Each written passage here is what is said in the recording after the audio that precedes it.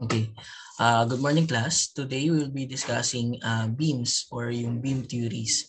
Okay, so before we go to the AISC requirements or the NSCP requirements in designing steel beams, okay, dito muna tayo sa understanding the limit states of beams. Dito na derive din yung AISC or NSCP provisions dito nang galing. Okay. So, the learning outline of our discussion for today is a simple bending of symmetrical shapes and laterally stable beams, stability of the beams, and the classification of beams. Okay, so what is beams?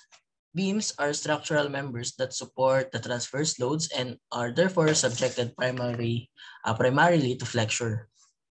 So if a substantial amount of axial load is also present, the member is referred to as a beam column.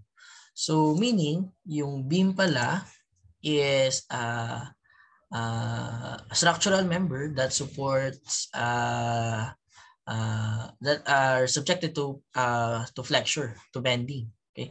So for example, ito yung beam mo, horizontal structural member, subjected siya sa bending. So either ganyan or maybe ito yung mangyari sa beam.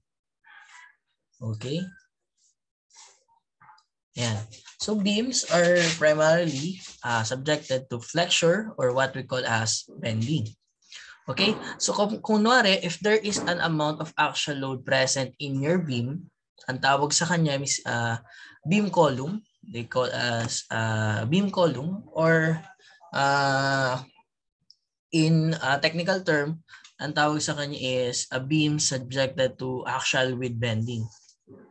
Okay? Or a column with axial and bending. Okay? So commonly used cross-sectional shapes including the W shapes, the S shape, the M shapes, and the channel shapes.